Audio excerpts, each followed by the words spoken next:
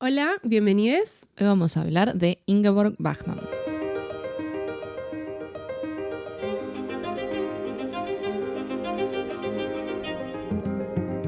Ingeborg Bachmann nació en Klagenfurt, Austria, el 25 de junio de 1926. Fue una de las escritoras en lengua alemana más destacadas del siglo XX y un referente infaltable de la literatura de posguerra europea. Pasó su infancia en el pueblo de Carintia, que era una zona de frontera con lo que entonces era el territorio yugoslavo. Su padre venía de una familia de campesinos, es decir, que tenían tierras, y además era maestro, pero la economía después de la caída del imperio hacía difícil mantener a una familia de 3 hijos. Ingeborg era la hermana mayor y durante su infancia el espacio del valle y la mezcla de culturas en el que vivía comenzó a despertar su inspiración literaria. Sin embargo, este idilio se rompió con la invasión de las tropas alemanas en 1938. Y acá les trajimos una cita que está en su biografía donde ella expresa un poco cómo se sintió, ¿no? Muchas veces me han preguntado cómo llegué al terreno literario, cómo descubrí la literatura. No puedo decirlo con precisión. Solamente sé que en una edad muy temprana, en la que se leen los cuentos de los hermanos Grimm, yo comencé a escribir. Y me agradaba estar acostada en el terraplén del ferrocarril y hacer viajar mi imaginación a ciudades extrañas y países y al mar desconocido. Pero entonces vino la guerra y desplazó el mundo fantástico de los sueños por el mundo de la realidad, en el que ya no se sueña, sino que se toman decisiones. Dura. Bueno, y al respecto yo quería recomendar un cuento que se llama En el 30º año, que a la vez es un cuento que da nombre a todo un volumen de cuentos que ella publicó, que es un cuento en el que un poco se repone lo que fue vivir en este pueblito de Carintia, ¿no? Y cómo también eso era tan hermoso en un momento y dejó de serlo con un corte como muy repentino, que fue la llegada de la guerra, obviamente. Y se trata de una mujer que a los 30 años vuelve al pueblo después de haberse exiliado por mucho tiempo, así que bueno, también tienen ciertas notas, ¿no? de autoficción, y vuelve a visitar a su padre, que nunca salió de ese lugar, ¿no? Entonces van como compartiendo un poco lo que fue esa infancia y lo que fue el cambio de un espacio que parecía justamente tan idílico y que de repente dejó de serlo. Y bueno, la verdad que es muy duro, pero también está muy bueno. Entre 1938 y 1945, Ingeborg se centró en terminar sus estudios preparatorios para la universidad. Mientras tanto, se vio obligada a trabajar como educadora en la zona invadida para que no la envíen a Polonia.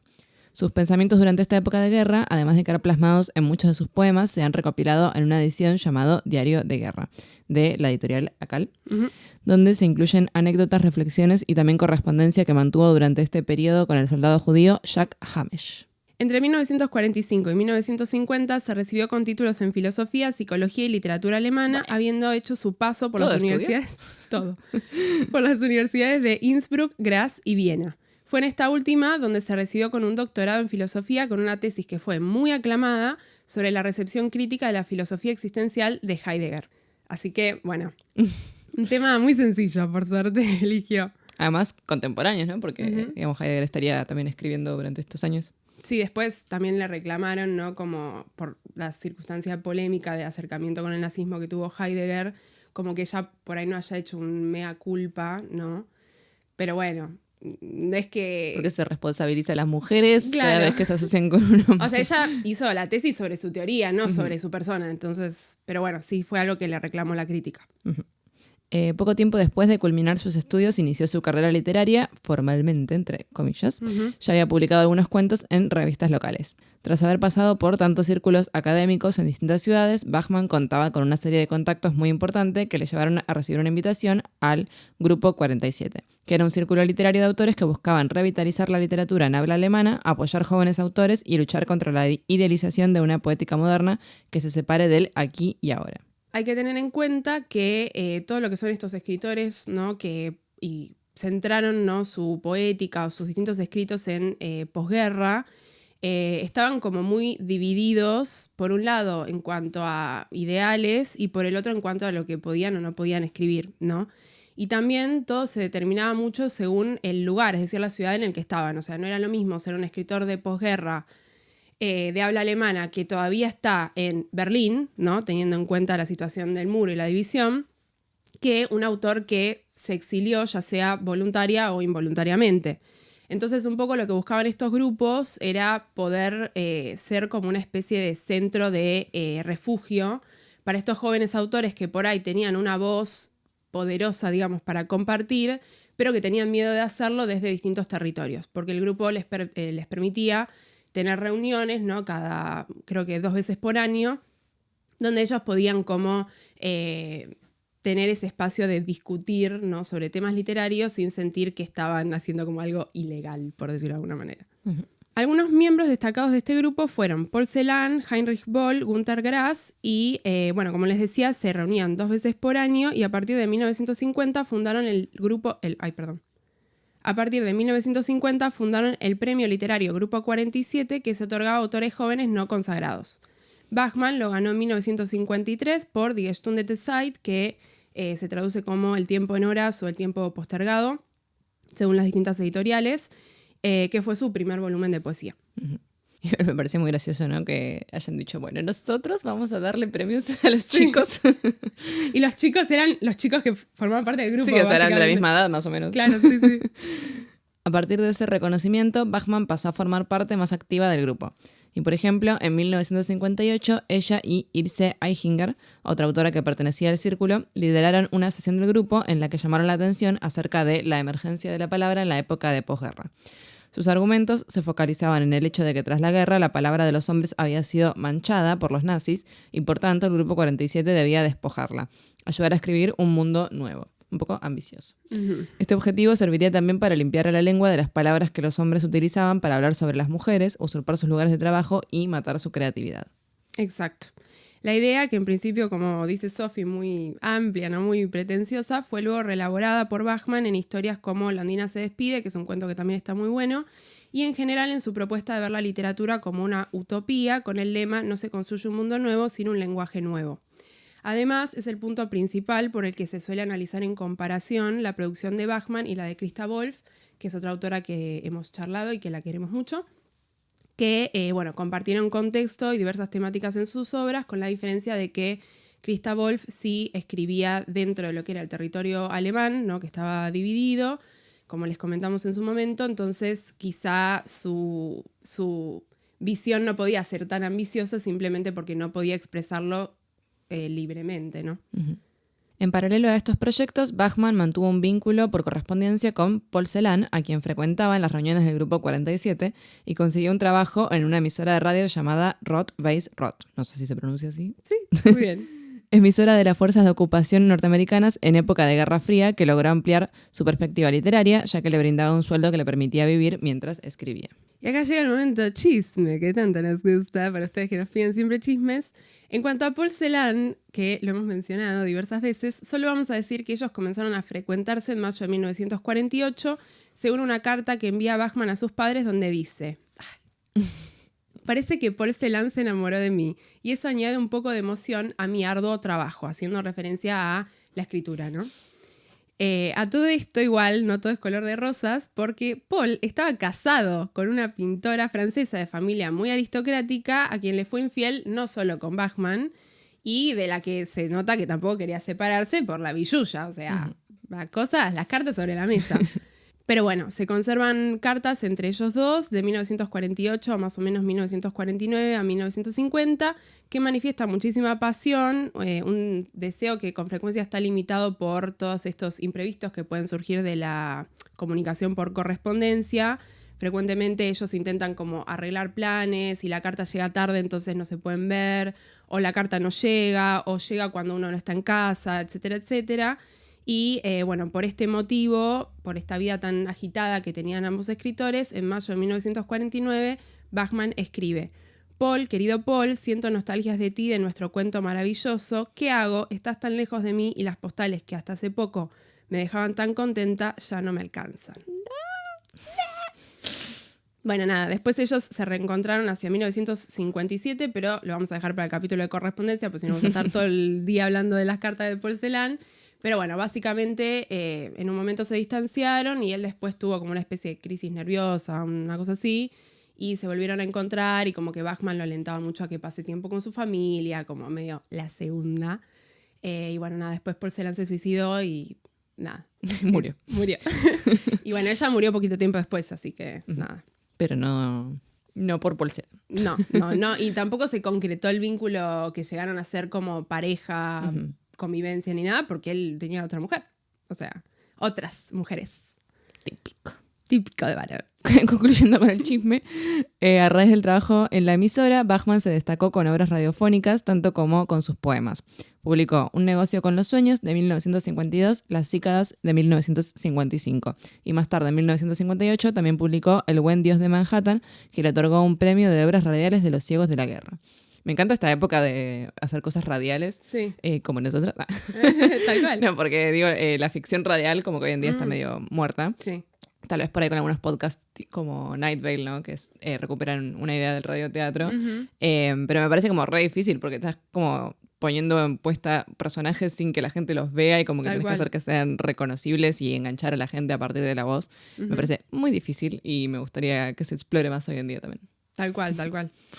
En 1953, Bachman se mudó a Roma, donde se dedicó a escribir principalmente poemas, pero también ensayos, libretos de ópera y cuentos que pronto la consolidaron como una escritora reconocida internacionalmente.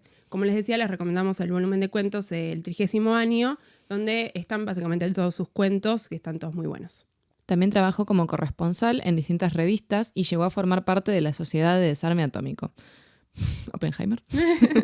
Mientras iba y venía con las reuniones del Grupo 47, mantuvo una relación con el escritor suizo y arquitecto Max Frisch, que fue su compañero de piso en Roma y luego en Frankfurt. Bien, ¿por qué decimos relación más? Question mark. Bueno, ellos se conocieron en 1958 en París. Bachman tenía 15 años menos que él y una carrera como bastante consolidada. Y Frisch tenía 2 novelas publicadas, 3 hijos y se estaba separando de una novia y ya se había separado de una primera esposa, ¿no? Como parecía ser como el medio chamullo favorito de Ingeborg, empezaron a mantener correspondencia y se han conservado más de 300 cartas entre ellos que se editaron reiteradas veces, sobre todo en Alemania, y la edición más conocida, que llegó a ser literalmente un bestseller, es de la editorial Spiegel y se titula Wir haben es nicht gut gemacht, o sea, no lo hicimos bien. Tiene 1039 páginas con fotos incluidas y la pueden encontrar en esa página de libros rusos que después se las dejamos. Pero es tremendo, o sea, la cantidad de correspondencia que se mandaban. Me encanta que sea un bestseller, o sea, todos ahí queriendo ver el chisme. Todos chismes. Y también hay cartas entre Max Frisch y Paul Celan. No, es tremendo. La relación duró 4 años hasta 1962 y nunca logró ser lo que cada uno esperaba, como declara Max en una de las últimas cartas. Ante el final fallamos los dos. La realidad es que quizá ambos se mandaron sus mocos, pero fue Max quien finalmente se cansó de la vida caótica de Bachman y la engañó con una chica bastante menor que ella, hecho que afectó muchísimo a la autora. Sí. O sea, ya era menor, digamos, 15 años menor Bachman y era menor en sí. Exacto. Sí, y nada, parece como que era todo muy torrentoso y ella, o sea, tan afectada quedó que después la internaron en un psiquiátrico y tiene unos poemas que son como medio de Bell Jar, como que narra las terapias, ¿no? En este psiquiátrico, todo lo de los choques eléctricos, que, o sea, como todo sucedía en esta misma época. Así que, bueno, fue una relación de la que salió bastante debilitada, ¿no? Y después no volvió a juntarse. O sea, ella siempre como que menciona en la correspondencia que tenía muchos hombres, ¿no? Como que a Paul Celan siempre le dice, tipo, te imaginarás que en todo este tiempo que no charlamos, no me vi libre de hombres, como ella muy libre en ese sentido, pero como que no volvió a consolidar su vínculo con nadie. Las chicas, ¿cuándo? Exacto. En cuanto a su obra, podemos decir que sus poemas obtuvieron un éxito inmediato ante la crítica y el público. Como veremos, su poesía se encuentra en línea con los objetivos del Grupo 47 y esta idea de renovar la lengua que les comentábamos, mientras también tratan temáticas como el amor, la violencia de las relaciones, la incomunicación en pareja y lo trágico de la existencia. En 1959, Bachman tomó un cargo como profesora visitante en la Cátedra de Poética de la Universidad de Frankfurt del Meno y comienza a dictar una serie de conferencias titulada Problemas de la poesía contemporánea. Sin embargo, poco tiempo después, y antes de terminar con las conferencias, Bachman se aleja de la poesía para volcarse a la prosa, algo que rompió un poco el vínculo con el público, sobre todo en Italia, donde tenía muchísimos seguidores. La razón de este corrimiento se encuentra en la primera de las conferencias que dictó en la universidad. Ella menciona que la creación literaria debe estar comprometida con el proceso histórico para provocar cambios y nuevas percepciones. Para ella, el poeta tenía una misión y un día la poesía dejó de ser el medio en el cual poder llevarla a cabo. Y bueno, nada, es algo que se discute mucho, ¿no? Porque ella tan repentinamente decidió alejarse de la poesía. Obviamente todo el mundo lo toma como en relación a su salud mental. Pero bueno, también la realidad es que el Grupo 47 fue un grupo que se fue debilitando, ¿no? Con el tiempo. Muchos autores tuvieron que exiliar involuntariamente a lugares donde ya no les quedaba cómodo asistir a las reuniones. Entonces un poco este ímpetu del principio, ¿no? De la misión de crear algo nuevo a través de la literatura, arreglar el mundo, el lenguaje, etcétera, etcétera, se fue debilitando y ella era una persona de principios muy firmes. Uh-huh. Así que como que la desesperanza terminó por consumirla y es lógico, ¿no? Encerrada en esa época. A partir de entonces, el trabajo de Bachmann se centró principalmente en temas como los límites personales, el establecimiento de la verdad y los principios de la filosofía del lenguaje, siguiendo las ideas de Wittgenstein. Establecimiento de la verdad me parece también un poco ambicioso de su parte. Hacia 1964 recibe el prestigioso premio Büchner por su poesía, pero por entonces ya estaba planeando su ciclo Todesarten, Maneras de Morir, que estaría compuesto por 3 novelas: El caso Franza, Requiem para Fanny Goldman y Malina. Solo llegó a completar esta última, Malina, que se publicó en 1971 y le otorgó el premio Anton Wilgans, que es uno de los premios literarios más prestigiosos de Austria. Lamentablemente, el resto del ciclo quedó inacabado porque Bachmann tuvo una muerte repentina en 1973 a causa de un incendio en su departamento y murió a los 47 años. Hoy en día no se sabe qué fue lo que sucedió. Se cree que se quedó dormida con un cigarrillo prendido, pero también se sabe que ella tomaba distintas pastillas, ¿no? Después de que salió de su internación. Entonces, bueno, hay como un poco ahí de si fue adrede o no. Uh-huh. Bueno, nada, no se sabe. Los peligros de fumar en la cama. Exactamente. Me quedé pensando en Büchner. Ay, sí. Büchner es el Büchner de la muerte de Danton. Sí, sí. Bueno, recomendamos otro autor varón. Sí. Claro, es uno de los premios literarios de Alemania, tiene el nombre de él. Claro, y murió re jovencito, así que también, miren sí, lo que ha logrado en sus pocos años. Tal cual, muy recomendado. Bueno, vamos a charlar entonces sobre algunos de sus poemas, pero antes debemos hacer algunas aclaraciones que, como se dan cuenta, ¿no? Dado que su poesía está tan anclada, ¿no? Con su tiempo y con esta idea que ella tenía y que también se alineaba con el Grupo 47, debemos reponer algunas cuestiones históricas del momento.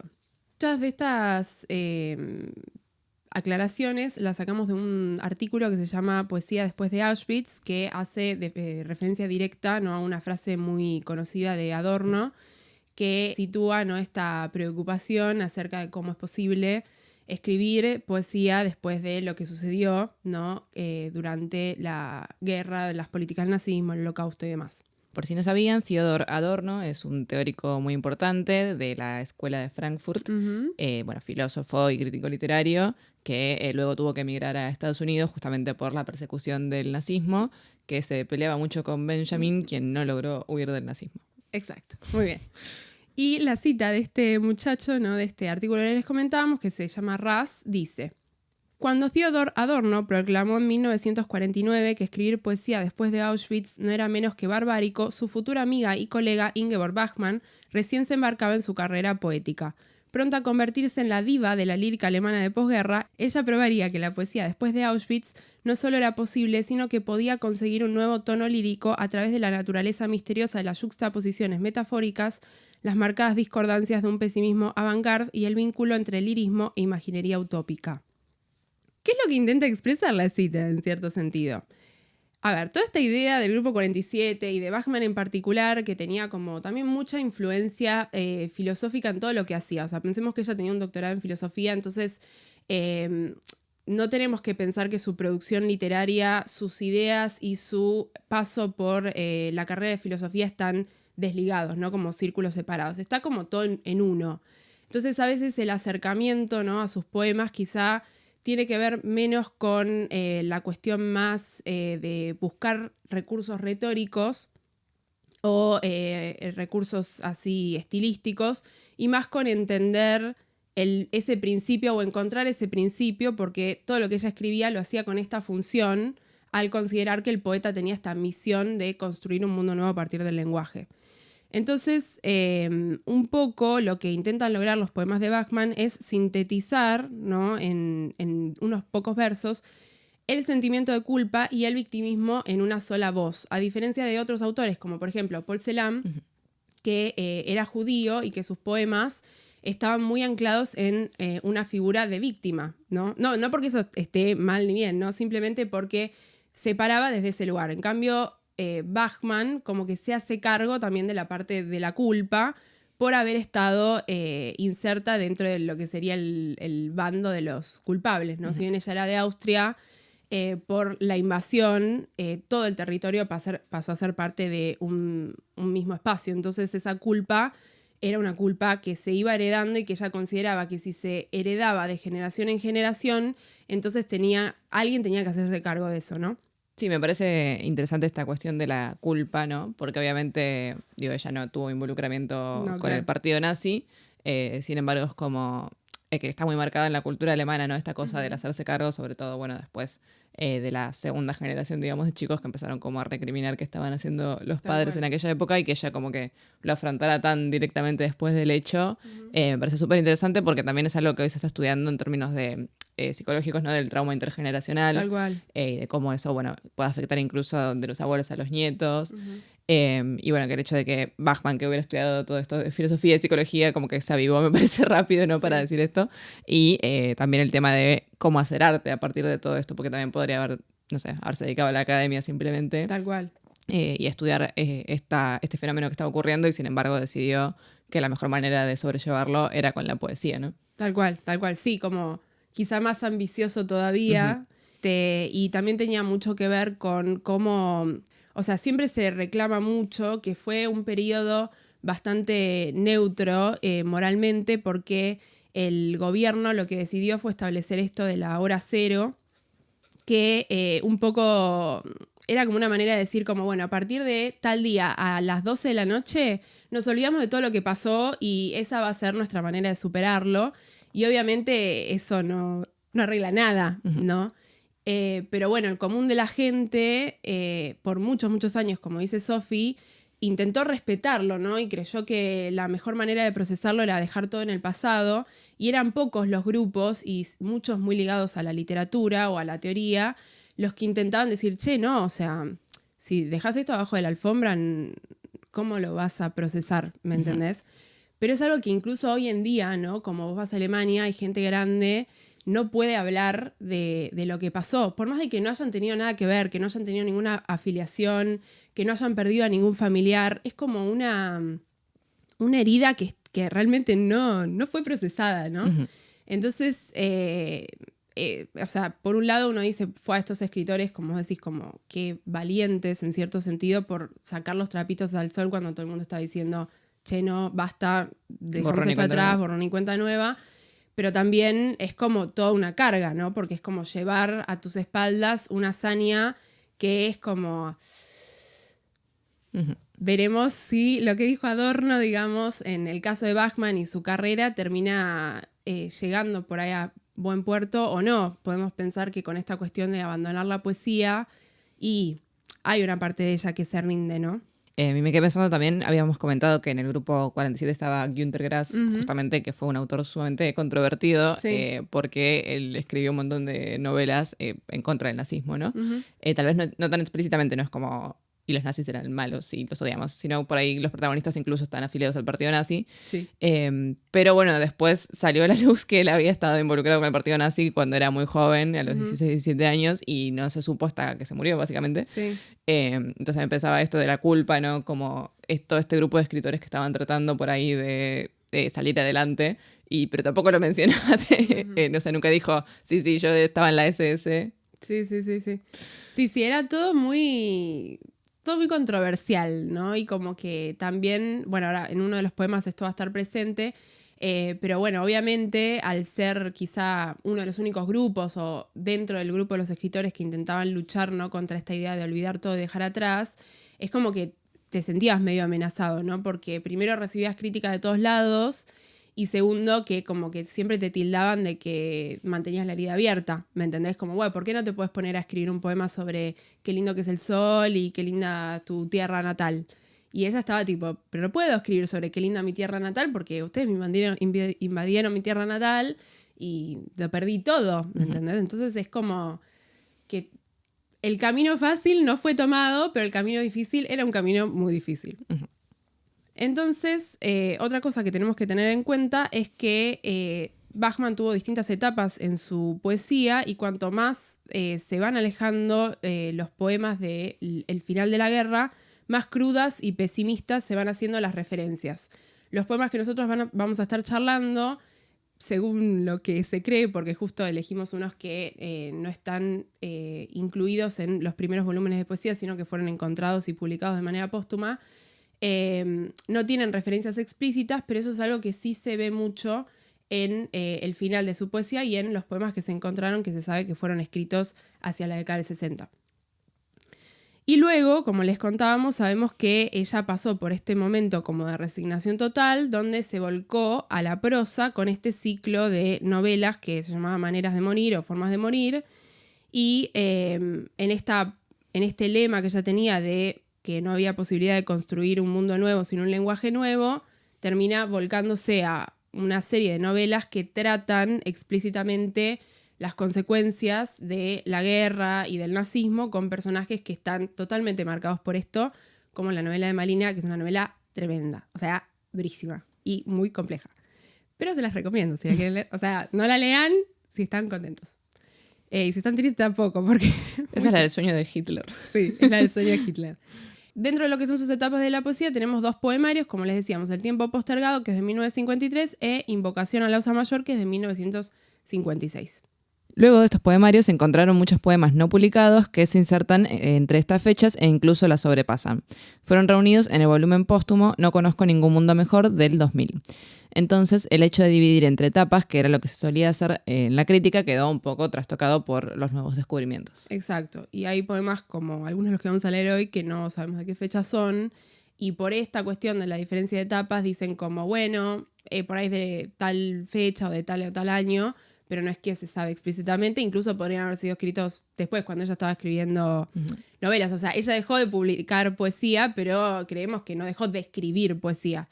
Y todo esto fue encontrado después y también hay cosas que se perdieron porque se quemó su departamento. Entonces, bueno, ¿cómo suelen pasar con estas cosas? Como en Safo. Claro. O sea, tipo, bueno, y este poema, no sé.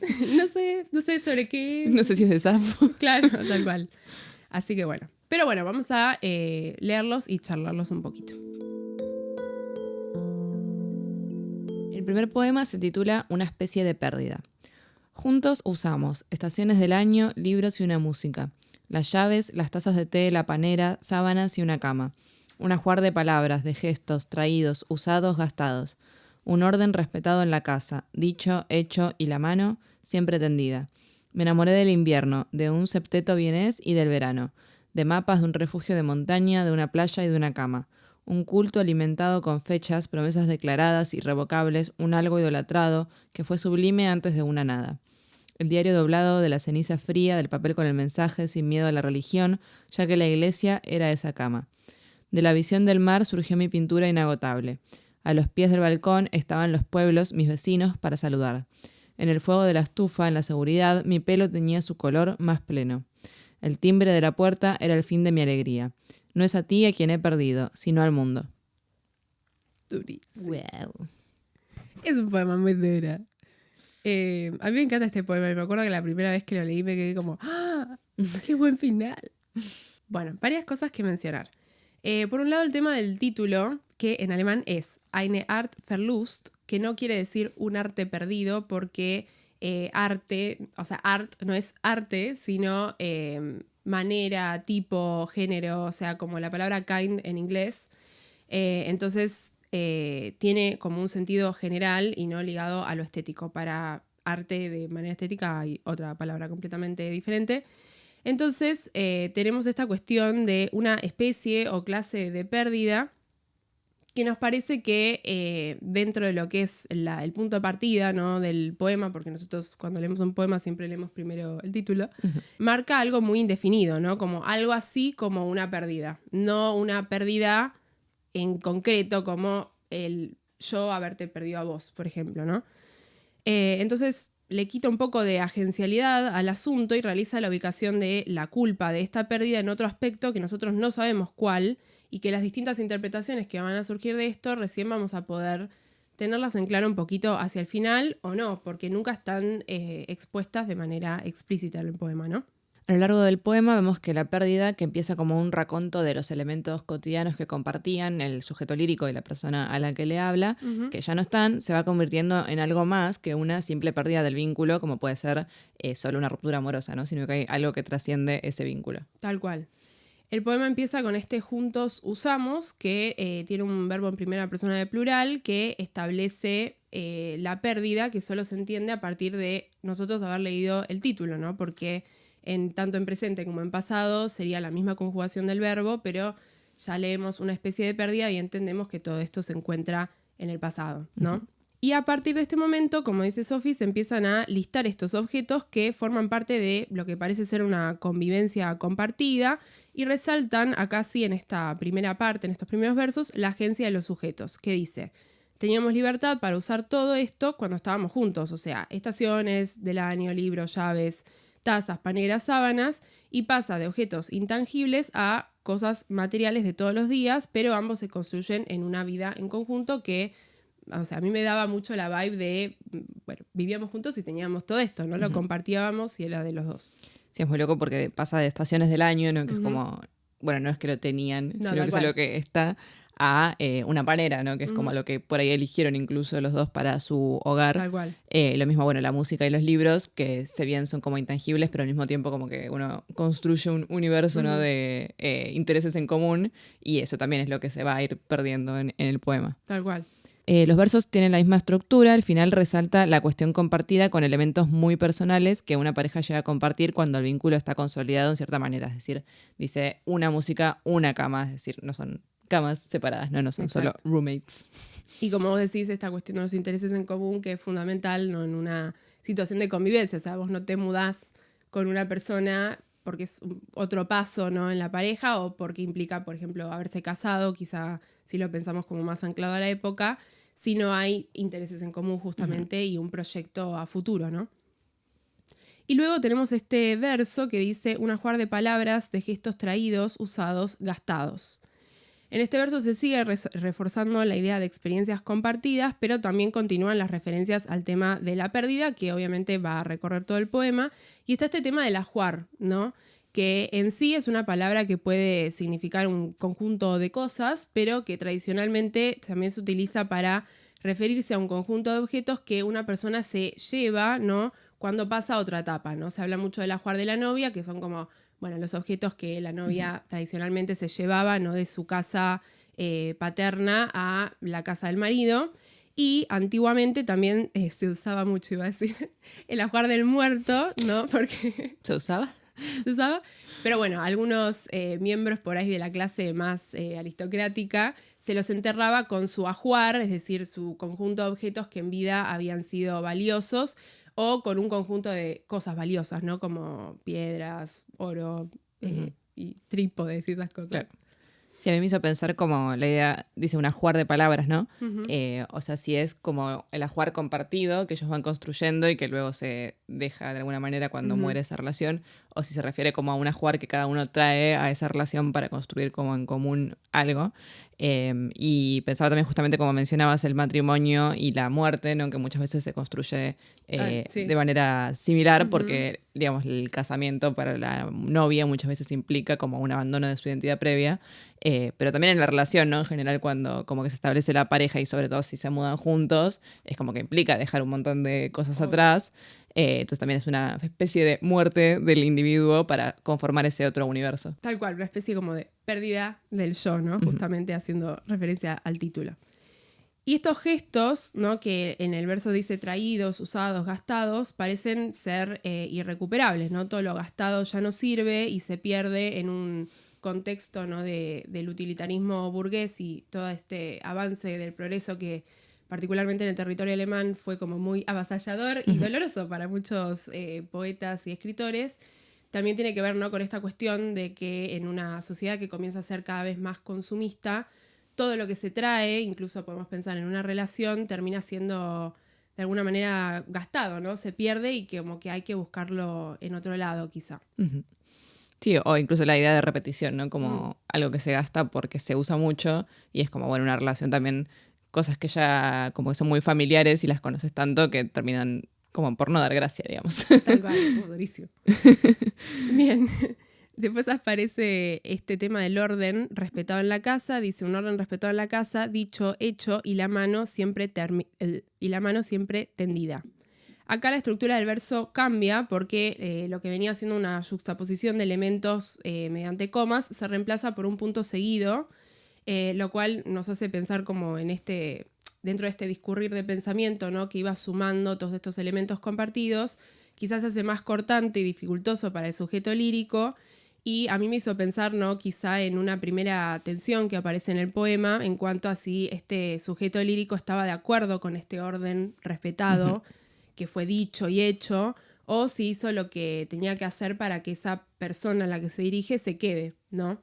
Justamente porque dentro de lo que es la producción de Bachman, siempre que son relaciones entre varón y mujer, ¿no? Porque no escribe otro tipo de vínculos, la posición femenina siempre está en ese rol como de, bueno, si yo tengo que, no sé, acuchillarme para que vos te quedes conmigo, lo voy a hacer. Y es algo que se ve mucho justamente en esta novela Malina, donde la protagonista tiene a 2 varones a falta de uno, y ninguno de los 2 son buenos varones, son malos varones. Y ella está como siempre a la espera, ¿no? de ellos. Sí, encima lo de la mano siempre tendida me hace pensar también como una posición incómoda, ¿no? De Tal siempre cual. estar ofreciendo algo, pero al mismo tiempo, bueno, como que le dan a ella, ¿no? Tal cual.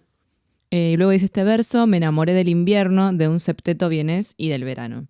Evoca la presencia de la belleza y el placer de ese vínculo, algo que se mantuvo a lo largo de distintas estaciones, ¿no? Va pasando del invierno al verano, pero también esto de me enamoré del invierno es llamativo, porque en general es como no es la estación del amor, no pensaría, sino más bien primavera o bueno, el verano por lo cálido. Y sin embargo me hacía pensar como, bueno, tal vez justamente porque el invierno es, digamos, donde la gente más se queda en la casa, sobre todo me imagino en una estación europea donde te estás cagando de frío todo el día. Total. Entonces como lo que permite también ese espacio doméstico, ¿no? Ese universo compartido. Sí, tal cual. Aparece esta cuestión del septeto vienés, ¿no? Que es una composición musical justamente de 7 instrumentos, pero que tiene esta cuestión, ¿no? del Viena, lo cual retoma el tema del país de origen, que es algo que no suele aparecer tanto en la producción de Bachman, pero sí retoma lo que es este concepto de Heimat o hogareño, como lo podemos traducir, que reúne, ¿no? toda una serie de escritos literarios que fueron muy famosos, ¿no? en Alemania, distintos autores como que escribían haciendo referencia a su lugar de origen, en general en producciones que tenían que ver con algo más bucólico rural. Y acá ella lo retoma simplemente haciendo referencia a una ciudad, ¿no? Para ese momento Viena ya era una ciudad súper grande, ¿no? No como es ahora quizá, pero sí era una gran ciudad.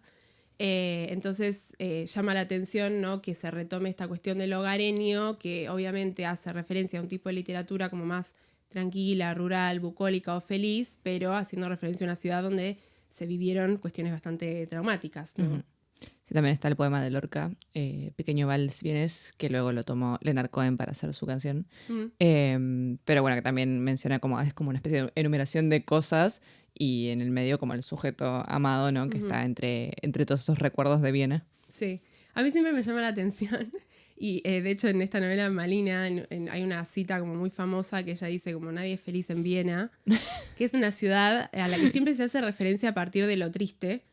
Obviamente porque tiene esta cuestión de la invasión, ¿no? que fue un golpe enorme y una herida, ¿no? para todos, el tema de haber perdido no solo su ciudad, sino muchas de sus costumbres, pero como que se mantuvo a lo largo del tiempo, ¿no? Como que la poética siempre retoma Viena como un espacio de pérdida, un espacio triste.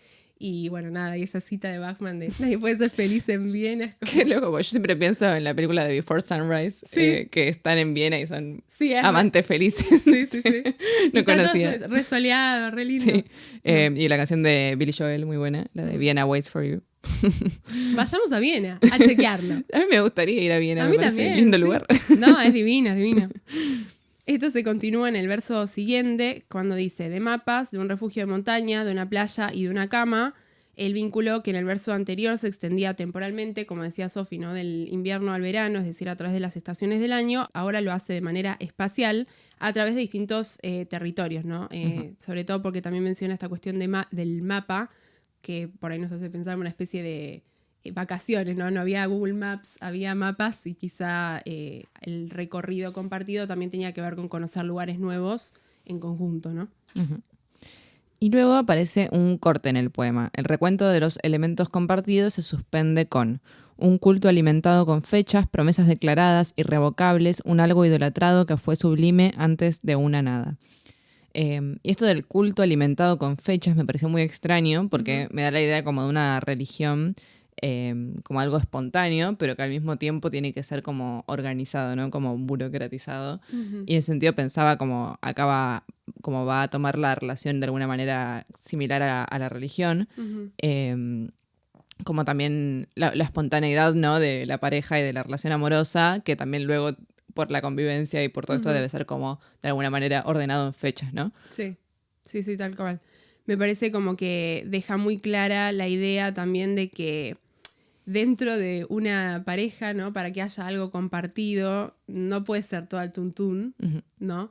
Y que a veces, ¿no? Lo que tiene que ver con establecer un orden o una serie de cosas también tiene que ver con establecer ciertos acuerdos que, como decíamos hace un ratito, a veces tienen que ver con dejar de lado o sacrificar algo de uno mismo, que quizá no es algo fácil de hacer, sobre todo si pensamos que a veces la gente puede ser dentro de una relación muy independiente y puede costar, ¿no? Como relegar ciertas partes de uno mismo. Y también se llama la atención sobre esta cuestión del compromiso, ¿no? Y de las promesas que fueron hechas en el transcurso de este vínculo, pero luego se retoma el tema de la pérdida con este verso que dice un algo idolatrado que fue sublime antes de una nada. Todo eso, ¿no? A lo que el vínculo le hizo honor, todas esas promesas que se cultivaron, la convivencia y las experiencias que se compartieron, parecían ser muy definitivas, ¿no? En un momento, ¿no? Como cierta rutina organizada, como decía Sofi, esta cuestión del culto, pero luego se desvanecieron y no tenemos una razón, ¿no? Puesta acá en el poema. Nuevamente, el objeto que el poema no expresa de manera explícita es el tema de la culpa, es decir, si esta pérdida, ¿no? Y esta razón de por qué todo esto que era tan ordenado, organizado y ya establecido se perdió, no se sabe si es culpa interna, o sea, algo que sucedió dentro de la pareja o algo que sucedió por fuera, ¿no? Uh-huh. Bueno, y luego viene unos versos que están entre paréntesis, que dicen, del diario doblado, de la ceniza fría, del papel con un mensaje. ¿Por qué estará entre paréntesis? Hay una yuxtaposición que en la primera parte del poema se relacionaba con los elementos compartidos y en cambio ahora está solo dominada por la pérdida, ¿no? Dice, bueno, esto del diario doblado da la idea como de que ya se leyó y se apartó. La ceniza fría, es decir, que se encendió un fuego que ya no está allí. Y un papel con un mensaje. ¿De qué? ¿Qué mensaje? Que puede ser una despedida, piensa en la carta esta que se hizo viral del chico que la deja a la chica. Le Matías Galeto. La servilleta. Yo el otro día me enteré que no es real. Ah, ¿no? Son actores que estaban haciendo como un beat para hacerse virales. Pero yo tipo, no era real. ¿Qué carta, Matías Galeto? Esto es una servilleta de papel. La cuestión del paréntesis, ¿no? Por un lado me hace pensar como, bueno, tengo otra serie, ¿no? De cosas que teníamos y que perdimos o que se desvanecieron y las pongo entre paréntesis porque es como redundante mencionarla, ¿no? Quizá, pero también es cierto que quizá dentro de las juxtaposiciones anteriores que aparecieron en el poema, acá ya sí todos los elementos tienen que ver con cuestiones que dan un mensaje bastante de pérdida muy clara, ¿no? Y está esta cuestión del mensaje que a uno lo deja como medio en un... Bueno, nos estamos acercando, ¿no? Quizá al final o a la razón que se va a develar de por qué sucedió esta pérdida, por qué esa convivencia o ese mundo compartido se rompió. Y por un lado yo había pensado en una cuestión de una despedida, ¿no? También con esto de Matías Galeto, pero también pensaba en una carta por ahí de suicidio, ¿no? Como un mensaje de despedida ya no de, bueno, chau, me voy de la pareja, sino me voy del mundo. Ya sea del yo lírico o de ese otro a quien se está dirigiendo, ¿no? Sobre todo pensando en cómo va a terminar cómo termina el poema, ¿no? A mí me llama la atención que como que son a la vez cosas muy específicas y muy poco específicas, ¿no? Sí. Como que menciona cosas muy concretas y sin embargo son cosas que podrían estar en cualquier casa. Tal cual. Y me hizo pensar en el poema de Cristina Peri Rossi, el de Detente Instante era tan bello, que también menciona, ¿te acuerdas? La sábana roja Sí. y el espejo del restaurante. Y como que siento que son cosas que seguramente ella vio y que vivió, pero que al mismo tiempo nos pueden como resonar a todos. Tal cual. Como esto, por ahí esto que sucedió también le sucedió a otras personas o puede sucederle a otras personas. Uh-huh. Y después aparece este verso que dice, sin miedo a la religión, ya que la iglesia era esa cama. Acá aparece, bueno, de vuelta el tema de la religión, ¿no? Ya habíamos hecho referencia al tema del culto, y aparece otra vez el tema de la cama, que se repite muchas veces en el poema, ¿no? Y que a mí me pareció justamente porque, acá estaba viendo una nota que puso Sofía muy graciosa, porque justamente yo estaba leyendo unos textos para mi investigación y hay un texto que se llama Los lechos de Casandra, ¿no? Yo investigo la figura de Casandra en la tragedia griega y es un texto, un libro en realidad, en el que se analizan todas las veces que aparece la palabra lecho en el Agamenón de Esquilo, ¿no? Uh-huh. Y siempre que aparece, ¿no? Haciendo referencia a Casandra, se hace referencia al vínculo, ¿no? Como una metonimia de su vínculo con Agamenón, ¿no? Que es un vínculo bastante controvertido. Entonces, lo que la autora menciona, ¿no? En este texto es que siempre que aparece, ¿no? La palabra lecho haciendo referencia al vínculo, ¿no? Como metonimia de ese vínculo, se hace cuando ese vínculo no es del todo legal, ¿no? Porque justamente lo que más se discute acerca de los lechos de Casandra es si ella tuvo relaciones con Agamenón o no. O sea, si cuando llegó al palacio seguía siendo virgen, ¿no? Como se supone que tenía que ser la profetisa de Apolo, o ya no lo era, y si había ocurrido la violación con Ajax y qué sé yo, pero bueno, eso es otro tema. Entonces, un poco me había hecho pensar, ¿no? Como esta cuestión de sin miedo a la religión, ya que la iglesia era esa cama, en una legalidad que se construye dentro de esa pareja sin hacer caso a la legalidad real, ¿no? O sea, como que quizá ese espacio que ellos compartían no era un espacio lícito, sino un espacio de trampa, por decirlo de alguna manera. Y bueno, obviamente pensé en Porcelán, pero sacando, ¿no? Como la referencia biográfica, me parece como que esta cuestión de sin miedo a la religión, como sin miedo a esa iglesia oficial, porque nosotros construimos nuestra propia, ¿no? Uh-huh. Sí, por eso acá puse la nota que me hacía acordar a Hozier, el cantante irlandés, que en muchas de sus canciones retoma esta idea, ¿no? De la pareja como el espacio de culto. Uh-huh. Bueno, sobre todo pensaba en Take Me to Church, donde habla de que como que le rinde culto a su pareja y que como que la relación amorosa es la misma práctica no religiosa. Uh-huh. No sé por qué Hozier es una persona que me da risa. Hozier, es muy alto. Es muy alto, sí. Y haciendo, bueno, justamente una referencia biográfica, ¿no? Con esta cuestión de la legalidad propia, tenemos que tener en cuenta que es cierto que Bachmann tuvo todos vínculos truncos con hombres que de alguna manera estaban todos prohibidos, ¿no? Uh-huh. Cuando ella tuvo este vínculo con Hamish, que era este soldado judío, fue durante la guerra y el vínculo estaba prohibido por cuestiones obvias, ¿no? Porque era peligroso para ella, que ella estaba como en una situación de vigilancia, ¿no? Porque trabajaba como maestra.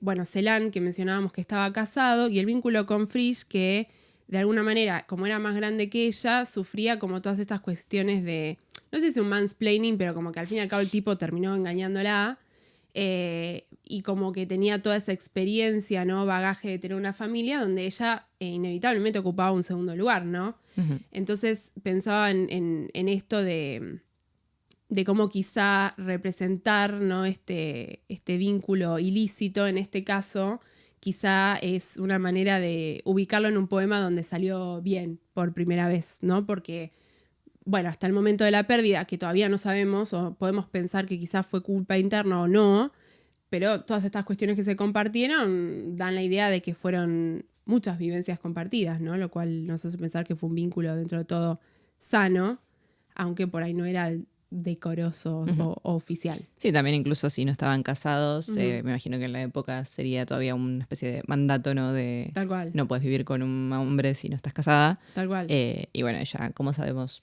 hacía lo que quería. Casi, es muchacha libre.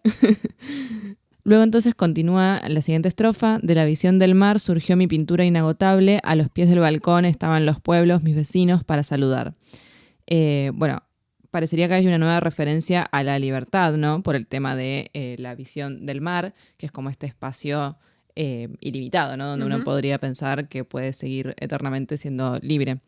Muchas veces, ¿no? Justamente cuando aparece, como dice Sophie, estos espacios tan amplios ligados a la libertad en la poesía de Bachmann, tienen que ver a referencias a un momento previo a la invasión alemana, sobre todo en su territorio natal, ¿no? Porque, como les habíamos leído en la cita, ¿no? En la parte como más biográfica, todo ese espacio era como un espacio de idilio, como no afectado, ¿no? Y después de la invasión siempre pasa a ser como un espacio de frontera donde es como, bueno, hasta acá llega el territorio en el que vos puedes manejarte, ¿no? Porque ahora tu territorio forma parte de mi territorio.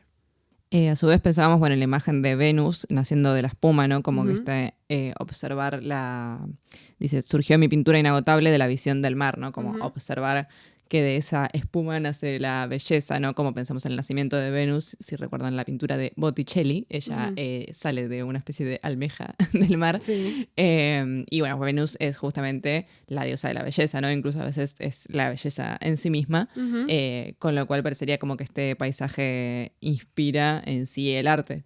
Tal cual. Y justamente esta parte de esta pintura, ¿no? De la belleza y la referencia por ahí a lo estético, a la abundancia, también implica un choque con un espacio que por un lado es muy abierto y libre, esto de la pintura, el mar, con una imagen de aislamiento que parece con esta cuestión del pueblo que está a los pies del balcón, es decir, como si el yo lírico estuviese ubicado en un espacio superior, pero encerrado, y ese pueblo como a los pies para saludar, dice el poema, ¿no? Uh-huh. Y en la poesía de Bachmann, ¿no? Y en otros autores de posguerra también, como por ejemplo en Wolf, ¿no? Que tiene toda una obra dedicada a los poetas outsiders, aparece como mucho esta figura del poeta que se encuentra separada, ¿no? Del pueblo, justamente porque no puede como acostumbrarse a vivir sí, como en la bobada del pueblo, ¿no? Como, bueno, como les decíamos, esta idea, ¿no? Por ahí de hacerse cargo de todo este pasado es algo que el poeta toma como una carga y el pueblo decidió por su cuenta otra cosa. Y la misión del poeta es salvar al pueblo. Uh-huh. Pero eso inevitablemente deja al poeta en una posición de aislamiento, ¿no? De toda esa gente, no puede pertenecer. Entonces, un poco, ¿no? Esta idea del balcón me hizo pensar como yo estoy acá y todos ustedes están ahí y como quiero saludarlos, pero no puedo llegar a ustedes porque estamos en planos distintos, ¿no? Uh-huh. Sí, también para saludar podría ser como viceversa, ¿no? O sea, la idea de como que el pueblo está ahí para saludarme a mí, claro. Y como que en ese sentido se estaría posicionando como una figura superior de alguna manera. Y pensaba también, bueno, esta cuestión del exilio, ¿no? Obviamente, como los pueblos mis vecinos, que ya no son, ¿no? O sea, que también se fueron perdiendo, tal como decíamos, la relación, pero también una pérdida un poco más amplia. Tal cual, tal cual. Bien, y llegamos entonces a el final, ¿no? Que tiene un final bastante tremendo, ¿no? Como yo les decía, muy sorpresivo, que dice: el timbre de la puerta era el fin de mi alegría, no es a ti a quien he perdido, sino al mundo. También varias cosas para decir sobre este final. Bueno, lo primero que salta a la vista es que el final del vínculo, ¿no? Esta explicación del final corresponde con el final del poema, y esto tiene como varias interpretaciones, ¿no? Por un lado aparece el tema del timbre, que es muy relevante, ¿no? Porque tiene que ver con una interrupción que es repentina, ¿no? O sea, que podemos pensar en que esa despedida no fue algo elegido dentro de la pareja, sino algo que se dio de manera forzosa o involuntaria y llegó así como de repente, como una visita no deseada. Lo cual nos lleva a tener en cuenta el tema de la guerra, ¿no? Y que confirma algo que por ahí ya se venía adelantando con dónde dejar la culpa, ¿no? De esa pérdida, si en un lugar externo o en un lugar externo, ubicarlo en el lugar de la guerra es como quizá la interpretación más fácil, ¿no? En el sentido de decir como, bueno, nosotros teníamos todo esto y todo esto se perdió por la llegada repentina de la guerra y ahí dejó de importar, ¿no? En muchos casos, ¿no? Como solo en nuestra pareja, y ahí por ahí esto que decía Sophie, ¿no? De que todos estos objetos que se van mencionando en la primera parte del poema tienen que ver con cosas que de alguna manera son muy generales, pero también muy específicas de una convivencia, y que es una situación que se podría haber replicado en muchos otros casos, ¿no? Sí, A mí me dio mucha ternura la frase del timbre de la puerta era el fin de mi alegría, porque me la imaginaba como, vinieron a interrumpirnos. Tal cual. Vino un amiguito de porcelana a buscar. Sí, también, igual. Sí, como ese ingreso, ¿no? Del mundo exterior dentro de la pareja, de repente es como que, bueno, que lo saca por ahí de la atmósfera.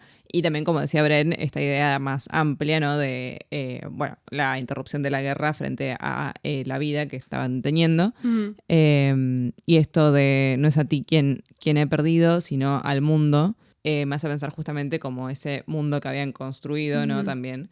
Hay una canción de Al Jay que se llama Free WW, Free One Words sería, que justamente habla de un sujeto lírico que quiere construir un lenguaje nuevo para amar al sujeto amado, porque dice que como las palabras I love you, sería en inglés, no 3 palabras, están tan gastadas que como que ya no se puede, no tiene significado, ¿no? Para esa pareja.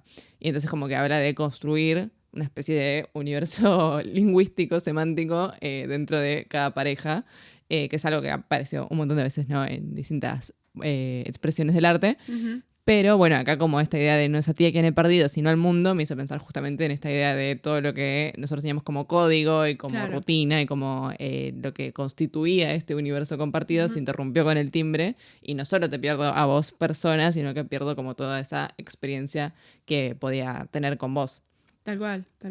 Sí, que también de alguna manera obliga o podemos pensar en el futuro, ¿no? De este yo lírico a quedarse en un lugar muy descolocado, ¿no? Como que uno construye todo ese mundo y se acostumbra a algo que justamente tiene que ver con el paso de las estaciones, el conocer nuevos espacios con esta persona, construir todo ese lugar doméstico, ¿no? Que ya estaba tan consolidado y ordenado y de repente eso se termina por la causa que sea y como, bueno, ¿qué hago? O sea, ¿dónde me quedo? ¿A dónde voy? O sea, ¿qué hago con todas estas cositas también, no? Entonces, también era o sea, está muy bueno que el poema deje abierto esta cuestión de que implica esa interrupción, porque también pensándolo, ¿no? Quizá no tratando de forzar la lectura a una lectura como más histórica, que igual a veces con estos autores es como muy difícil de hacer, podemos pensar en una interrupción que simplemente tenga que ver con no solo la llegada de ese mundo exterior, sino simplemente la percepción de que por más de que esa legalidad propia ya esté tan constituida, siempre va a haber algo de la afuera que quizá va a querer entrar y romper con eso, ¿no? Sobre todo por ahí si el vínculo está consolidado, pero no es legal en términos religiosos o jurídicos.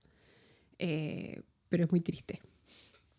Y por otro lado, otra interpretación que también surge mucho se relaciona con esta concepción del lenguaje y el silencio, que es una problemática que atravesó la producción de Bachman y de otros autores de posguerra también, justamente con esto del trauma colectivo, ¿no? Esta idea de que el poema finalice y que el final del poema coincida con el final de ese vínculo pareciera dejar como abierta la idea de que después de esa pérdida o después de una pérdida ya no hay palabras, ¿no? para decir, o sea, se termina el mundo justamente, se termina mi mundo lingüístico, doméstico, todo, y ya no se puede pronunciar más nada. Y es una idea que se va a retomar un poquito más en los otros poemas que vamos a estar trabajando, pero no deja de ser como una interpretación que surge mucho al tener en cuenta que después de manifestar este final de la alegría, el poema ya no dice nada más y queda como así, abierto, ¿no? A estas interpretaciones. Sí, algo muy Beckett, ¿no? También, como esta cosa del poema que no dice. Tal cual. Porque, bueno, ¿qué más se puede decir después de todo esto? Y ahí recuerdo un poema de Bachman que jugaba con esto gráficamente, ¿no? Como que iba dejando un montón de espacios. Tal cual. Y era como que ya salía medio que disuelto todo lo que se podía llegar a decir en ese lugar. Exacto. Es muy difícil conseguir las ediciones de Bachman en español. Si alguien las consigue, me pego un tubazo porque las que están en Mercado Libre son carísimas y en una biblioteca son ediciones muy caras porque si bien es una autora muy reconocida, no fue muy editada en habla española. Y tampoco hay muy, muy buenas traducciones, entonces tampoco el inglés, ¿eh?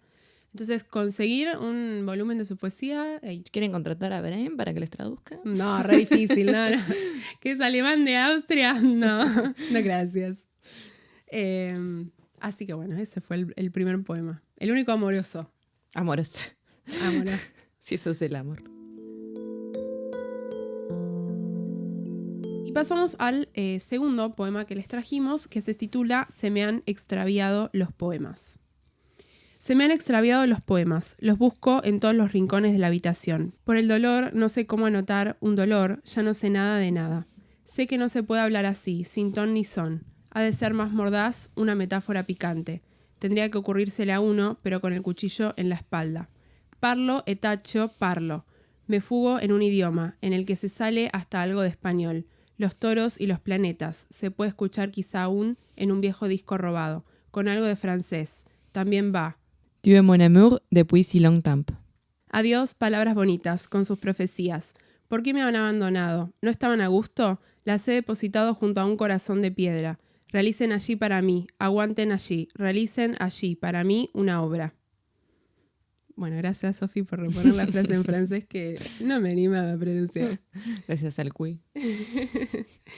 Antes de establecer algunas cuestiones como más del análisis verso por verso, queremos recordarnos justamente que este poema está muy en línea con esta misión o idea del Grupo 47 que les mencionábamos, porque justamente la función, ¿no?, de estos poetas era crear esta lírica que no rehúya al pathos, es decir, al dolor en algunos de sus sentidos, ni a las referencias tradicionales, sino que exprese esta conciencia que sintetice el sentimiento de culpa y al mismo tiempo el victimismo de toda una generación. Y en ese sentido es que Bachman plantea esta idea de literatura como una utopía, ¿no? Uh-huh. La renuncia de Bachman a la poesía, como les mencionábamos hace un ratito, es quizá una respuesta a que esta utopía termina siendo un imposible, y la idea de que el poema justamente haga referencia a que estos poemas se le perdieron, ¿no?, se le escaparon, quizá empieza a dar cuenta que no va a poder lograr lo que se había propuesto, ¿no?, en esta misión reparadora del mundo a través del lenguaje, ¿no? A diferencia de otros poemas que se han citado en la última etapa de su producción poética, estos que estamos analizando no contienen referencias directas a la guerra. Sin embargo, el sujeto lírico aparece, ¿no?, con este tono de deuda moral. Uh-huh. Y esto, bueno, que mencionaba Bren acerca de la revisión de la culpa, ¿no?, y cómo eso se puede expresar a través de la poesía. La guerra o el holocausto, ¿no?, todas las terribles cosas que pasaron en este periodo, no se vuelve el centro explícito del poema, sino que se toma a partir de una perspectiva un poco alejada, y en este caso se toma justamente a partir de el rol de la poética, o el rol, podríamos decir, del artista en términos generales. Esta manera de referirse al tema como de costado refleja el discurso reprimido también del público alemán, una tendencia que Bachman comparte con otros autores alemanes de posguerra. Es decir, el evento era como tan fuerte, tan traumático y tan recordado por todos que era imposible de poner en palabras. Y acá viene esta teoría, ¿no?, o alguna especie de propuesta de una autora que acá yo les traje el librito, que se llama María Luisa Punte, y es un libro muy bello. Y ven que se llama Ingeborg Bachmann, que está todo en minúscula, no sé por qué, es medio canción Ariana Grande. Es como un Tumblr post. Claro, y dice Maneras de vida. Y bueno, nada, justamente el título hace referencia a el ciclo de novelas, ¿no?, que ella produjo, que se llamaba Maneras de morir. En este caso ella como que lo reformula, y en cada uno de los capítulos del ensayo, por decirlo de alguna manera, propone, ¿no?, dónde se encontraba esta misión, ¿no?, ya escondida incluso antes de que ella forme parte activa de este grupo 47. Y está bueno porque hace un pasaje tanto por las obras radiofónicas como por algunos cuentos y sus poemas, y luego brevemente por el ciclo de novelas de manera general, pero obviamente no tan en profundidad porque, como les decía, esta novela Malina es la única que llegó a publicarse, es una novela muy compleja, y de las otras novelas solo se conservan como bocetos, ¿no? Uh-huh. Que algunas partes de la crítica intentaron analizar, pero también es como medio controvertido esto de cómo vas a analizar algo que nunca se llegó a terminar. Típico de literatura del siglo XX. Tal cual. Bueno, y esta profe, ¿no?, que escribió el ensayo, María Luisa Punte, menciona la búsqueda de transformaciones imposibles del lenguaje y el mundo a través de la relación silencio-palabra, ¿no? Uh-huh. La idea un poco del autor a la propuesta es que esta dificultad para dar voz a lo impronunciable del pasado termina generando una especie de cercanía en lo que es la renuncia a la poesía y el abrazo, ¿no?, del trauma colectivo que se da con el ciclo de novelas de Bachman, ¿no? Como que es finalmente, ¿no?, esta renuncia a la poesía, esta aceptación de que la poesía no va a llevarla a esa misión reparadora que ella pensaba, que la lleva a decir como, bueno, lo que dijo Adorno era real, no se puede escribir poesía después de Auschwitz. Que es muy duro, ¿no?, pensarlo desde una persona que desde muy joven había formado de un grupo tan activo que justamente buscaba revitalizar la literatura alemana a partir de esta misión, ¿no? Como finalmente tener que decir, no hay nada que pueda hacer para arreglar este mundo, ¿no? Como que está totalmente manchado y no va a haber nada que yo pueda hacer, ni yo ni mis compañeros, para repararlo. Hace pensar un poco igual también en lo que está pasando hoy en día con todas las películas, ¿no?, y series que ha habido sobre el Holocausto, justamente, al punto de que ya como que se fue al lado contrario, ¿no? No me acuerdo cómo es que le dicen, pero hay un concepto que es como mercado del Holocausto o algo por el estilo, que habla sobre como estas películas más comerciales que se aprovechan como de algo que es como, bueno, reconocible por todos, como una gran tragedia, y bueno, metemos ahí 3 actores famosos y hacemos un montón de guita, porque claro, o sea, todos van a llorar si te muestro esto, ¿no?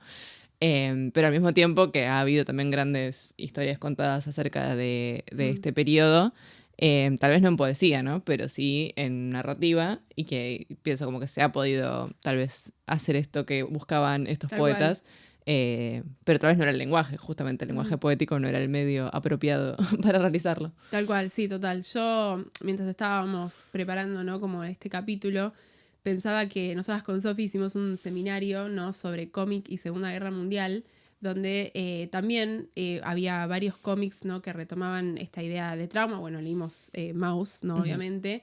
Y estas ideas, ¿no?, de trauma colectivo también se fueron como reelaborando a partir de contar experiencias, ¿no?, como en el caso de Maus. Entonces, como que pensaba, tipo, pobre Bachman, ¿no?, por ahí que no llegó a ver que realmente... Rip Bachman, te hubiera gustado Maus. Te hubiera gustado Maus de Spiegelman. Pero no, como justamente, ¿no?, en el seminario vimos un montón de cómics que a partir del recuento de las memorias, ¿no?, de estos momentos tan terribles, también que son memorias que por ahí se recuperan mucho tiempo después. Esto es como que todo estaba muy fresco y que como había una bajada de línea de no tenemos que recordar esto, ¿no? Entonces como que por ahí era más conflictiva la postura de los artistas.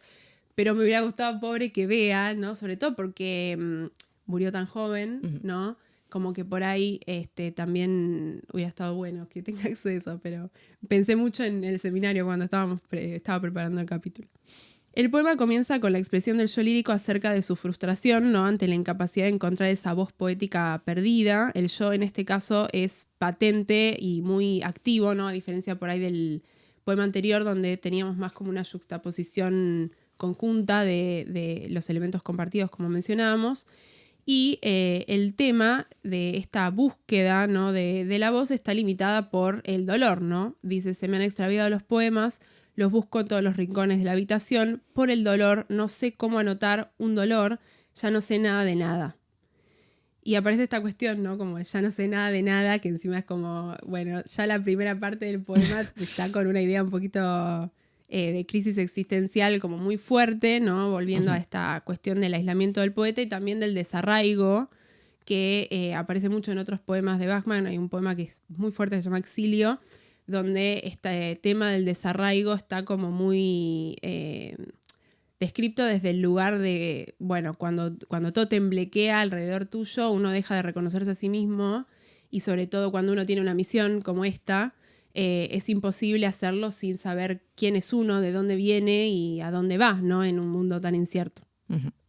Sí, me hizo pensar también en, bueno, obviamente Sócrates, solo sé que no sé nada, pero también en la cultura griega estaba este mandato de gnosis auton, que sería conócete a ti mismo, pero en el sentido también esto, ¿no?, de conocer como qué rol tenés en el mundo. Sí. Y esto de ya no sé nada de nada me hacía pensar también, bueno, o sea, si no tenemos ninguna certeza ni siquiera de en qué país estoy, porque un día me invaden y pertenezco a otro territorio, como claramente cómo puedo seguir viviendo mi vida si no tengo siquiera noción de una identidad de nacionalidad, por ejemplo. Totalmente, totalmente. Y el tema del dolor, ¿no? Aparece en una doble connotación. Fíjense que en poquitos versos se repite 2 veces y está cargado de una pérdida emocional muy grande y de esta imposibilidad, como decíamos, de encontrar las palabras para expresarlo. O sea, no solo falta inspiración, sino que también hay mucha incertidumbre acerca de cómo abordar un dolor de tal tamaño en el poema. A mí me hacía acordar mucho al diario de Silvia Plath y a la canción de Lana que mencionábamos en el capítulo. Y no sé por qué este poema en particular me hizo acordar mucho a la poesía de Silvia Plath. Uh-huh. Y después encima leyendo, ¿no? Que ella tiene toda esta otra tanda de poemas que están situados en el espacio del psiquiátrico y la relación con The Bell Jar, dije como, se habrán conocido. Las grandes mentes. Así que, bueno, nada, pusimos acá como una referencia haciendo referencia a la canción de Lana de Hope is a Dangerous Thing for a poeta de habla alemana de posguerra to have. O sea, el peligro, ¿no? De tener de tener esta esperanza de que vas a poder arreglar algo de todo esto, que vas a poder cargar con esto sin necesidad de que ese dolor te empiece como a pasar factura, ¿no? A través de la escritura. Sí, esto de que literalmente no puede escribirnos, lo que decía Silvia Plath. Uh-huh. La segunda estrofa dice: sé que no se puede hablar así sin ton ni son. Ha de ser más mordaz. Una metáfora picante. Tendría que ocurrírsele a uno, pero con el cuchillo en la espalda. Bueno, acá habla de este lenguaje nuevo, ¿no? Que venían planteando que querían construir, ¿no? Uh-huh. Pero no puede ser cualquier lenguaje, sino que debe poder despojarse de las injusticias ocurridas incluso antes de la guerra. Y acá, bueno, como mencionamos al comienzo, después ella se volcó hacia la filosofía de Wittgenstein, ¿no? Uh-huh. Y Wittgenstein tiene mucho este foco en el tema de la construcción, ¿no? de mundo que hace cada uno se da a partir del lenguaje. Entonces obviamente si vienen las palabras ya cargadas con determinados significados por el atravesamiento de esta guerra, bueno, no se puede decir algo nuevo con esa palabra, tenemos que buscar entonces palabras nuevas, pero ¿cuáles pueden ser? Es lo que está preguntándose acá. Exacto, sí, es una pregunta que queda constantemente abierta, ¿no? Porque también, como decíamos al principio, la misión era como muy pretenciosa en el sentido como de encima arreglar, ¿no? Como esta idea por ahí que tenía, bueno, ella y otras escritoras que también formaban parte del grupo de incluso poder como suprimir esa desigualdad entre femenino y masculino y poder crear como ese género como neutro a partir de la poesía. Era como... Vino Lucy Irigaray y dijo... Claro, era como todo un montón, ¿me entendés? Y que a partir de ese lenguaje se puedan borrar todas esas injusticias. Obviamente que uno lo puede tomar en un sentido metafórico, pero como que literalmente ellos querían construir a partir de la literatura esta especie de cura.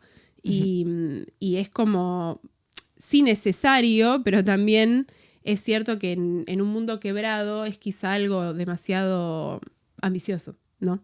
Sí, y habla del lenguaje más mordaz, la metáfora picante, y da como esta idea de algo, ¿no? Muy preciso, como tal vez incluso algo como que determine bien el significado, ¿no? Como que esclarezca, ¿no? Como el lenguaje normalmente que suele oscurecer. Pero no puede porque tiene un cuchillo en la espalda. Y acá a mí me quedé pensando si lo estaba diciendo como objeción o como que es una frase que tendría que seguir, ¿no? Dice, una metáfora picante tendría que ocurrírsele a uno, pero con el cuchillo en la espalda. Y como que yo pienso, no se puede. O sea, pero con el cuchillo en la espalda, ¿qué venía después, no? Claro. Pero bueno, también podría ser, tendría que ocurrírsele, pero con el cuchillo en la espalda, ¿no? O sea, simultáneamente ambas cosas tendrían que poder hacerse, pero no puede en este momento esta mujer. Exacto, sí. La posibilidad de generar un despertar también, como les decíamos, no puede venir sin consecuencias. Y es cierto que la frase queda muy ambigua en el sentido de como, bueno, ¿quién tiene en la mano el cuchillo? ¿No? O sea, como yo pienso con un cuchillo en la espalda, como bueno, encima que estoy intentando construir todo esto, recibo constantemente o estoy constantemente amenazada por cierta cantidad de traidores o cierta cantidad de gente que me está controlando. Pero también el poeta quizá es quien tiene que reconocer esa necesidad de defenderse y que puede ser quien esté como sosteniendo el cuchillo. Como hay un punto, no sabemos, o sea, como que pueden ser ambas cosas, pero es relevante, ¿no? Que este tema de la posible traición aparezca en un poema donde inevitablemente podemos encontrar inevitablemente podemos encontrar referencias a la guerra y a lo que sabemos que sucedió después de la guerra, que fue que la guerra no se terminó. O sea, la guerra se terminó, pero no se terminó, ¿no? Porque inmediatamente después empezó todo un periodo muy tenso a nivel mundial, ¿no? Que estaba marcado por la Guerra Fría y que fue particularmente tenso en el territorio alemán. Y que por más de que Bachmann no estaba ahí, que muchos escritores del Grupo 47 tampoco, siempre uno vuelve a su territorio, ¿no? Entonces, como esta idea del cuchillo en la espalda, me pareció que también traía a colación todas estas tensiones en una época donde todos tenían que estar mirando al costado, sobre todo si formabas parte del espacio público y si tu objetivo era generar este mensaje de tanta conciencia o reforma a nivel ideológico, estético, ¿no? Uh-huh. También hay una canción de K4 que dice no me claves un cuchillo en la espalda que se va a chocar con el que me clave. Entonces también me hizo pensar como la idea de alguien que se auto-inflige la herida, ¿no? También. Escuchan a K4. Pensé que ibas a mencionar la canción de Calamaro y dije... Flaca. Dije... El sujeto lírico parece debatirse entre un mandato de cómo debería escribirse, cómo debería ser esta poesía, y si realmente sabe o puede decir, pero con este cuchillo en la espalda, como les mencionábamos, y parecería que falta terminar la oración, como que queda abierto esta cuestión, pero con el cuchillo en la espalda no se puede, como se puede como escribir estando atravesado justamente por este dolor. Uh-huh. Sí, esto que decíamos, bueno, si tal vez como hoy en día se ha logrado poder transformar esas experiencias en arte como Maus, pero en ese momento como que está todo ahí recién clavada la herida, ¿no? Entonces es muy difícil de pensar en todo esto del lenguaje nuevo si acaba de ocurrir este evento traumático. Exacto. Y después llegamos a la tercera estrofa, que es cuando comienza todo este uso o mezcla de distintos idiomas que Sofi tuvo que asistirme. Primero, bueno, aparece el italiano, dice parlo e taccio, parlo, me fugo en un idioma en el que sale hasta algo de español. Los toros y los planetas se puede escuchar quizá aún en un viejo disco robado, con algo de francés también va. Tu es mon amour depuis si longtemps. Exacto. Bueno, el parlo de taccio, que como le dijimos, está en italiano.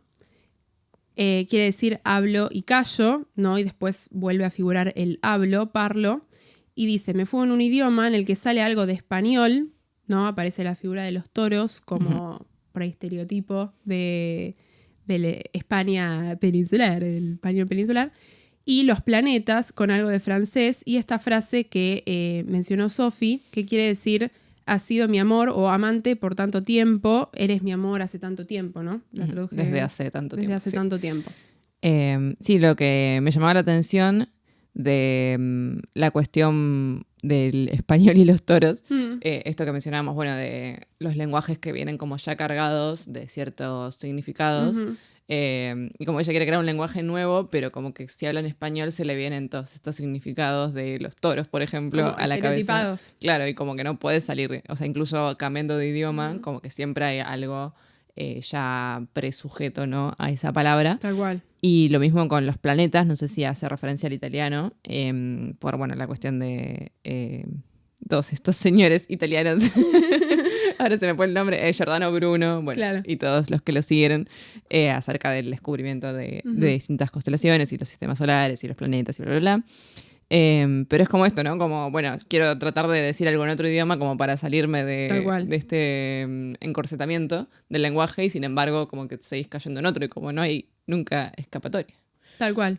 Y a mí siempre me llamó la atención, ¿no? en este verso que viene hablándonos simplemente el lenguaje con el tema de fugarse en el idioma, las palabras en italiano, como hablo y callo, como bueno, intento y no puedo, entonces callo y cambio, por ahí podemos pensar al español.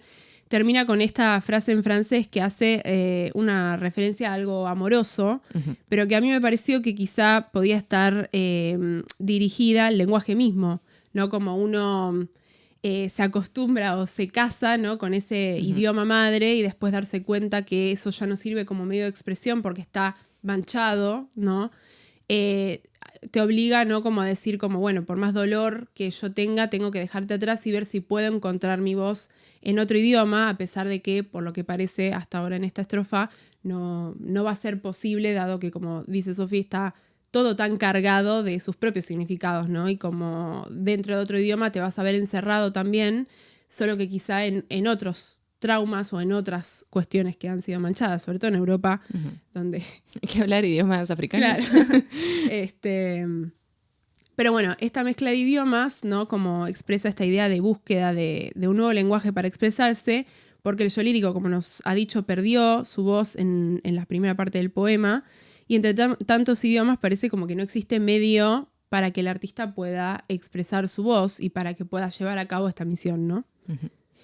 Y dice, bueno, la palabra fuga, dice me fugo en un idioma, y a mí me hizo pensar en las líneas de fuga, que es el concepto de Liszt, acerca de, sería como la idea de poder desplazarse fuera de la narrativa del poder, digamos, ¿no? Más hegemónica. Bueno, Deleuze, por si no saben, hizo muchos trabajos muy importantes dentro del psicoanálisis, como corriéndose de todos los mandatos de Freud, por ejemplo. Así que lo queremos. Lo queremos, pero nos cuesta leerlo. Muy difícil de leer. Pero bueno, ¿no? Esta idea también de que el lenguaje en sí mismo, como hemos dicho varias veces, contiene también las ideas y las estructuras, por ejemplo, del patriarcado, ¿no? Tal cual. Entonces es como, bueno, ¿cómo puedo salirme de esto si nunca puedo abandonar del todo un lenguaje? Porque siempre estoy atravesado por mi lenguaje. Tal cual. Y también toda esta cuestión, ¿no? Como de mezcla de idiomas y de búsqueda nos hace pensar en la incomunicación, que como yo les decía, como les decíamos, es un tema que aparece mucho en la producción de Bachman y que a mí me hizo acordar mucho a la novela esta Malina, que les recomendaba, pero no recomendaba al mismo tiempo, donde la protagonista, ¿no? Como que está constantemente intentando contentar a estos dos varones, que uno se llama Iván y el otro se llama Malina. Yo siempre pensé antes de leer la novela que Malina era la chica, pero no, es el nombre de un varón. Y nunca puede comunicarse con ninguno de los dos. O sea, más allá de las cosas malas que pasan en los vínculos, lo que más marca a este triángulo amoroso, que en realidad no es muy amoroso que digamos, es que hay constantes desacuerdos. Como que ella quiere hablarles y expresar lo que siente y no puede hacerlo. Y termina haciendo cosas que no quiere hacer o se traba, o ellos se terminan enojando con ella porque ella no puede expresar cómo se siente. Y hay un momento muy patente que es que ella finalmente consigue que Iván, que es como el varón que más le gusta, porque con Malina es con quien convive, que él le pasa su teléfono de la oficina para que ella, y le dice como, bueno, ok, podés llamarme. Entonces ella lo llama, ¿no? En vez de mandarle cartas como hace siempre, y les traje una cita, porque la primera vez que yo lo leí me quedé como... que dice, hola, soy yo. ¿Quién si no? Ah, sí, claro, perdón. ¿Cómo estoy? ¿Y vos? No sé, esta noche apenas puedo entenderte. ¿Apenas? ¿Qué? Entonces podés... No te escucho bien. ¿Podés? ¿Qué? ¿Es algo? No, nada. Después podés... Oxy. Mejor te llamo después. Y durante la novela hay muchos momentos, ¿no? Que vos te das cuenta que la protagonista va a llamar a Iván y te vas a quedar como, bueno, pero... No dijo nada. No dijo, o sea, no tienen conversación, no pueden comunicarse.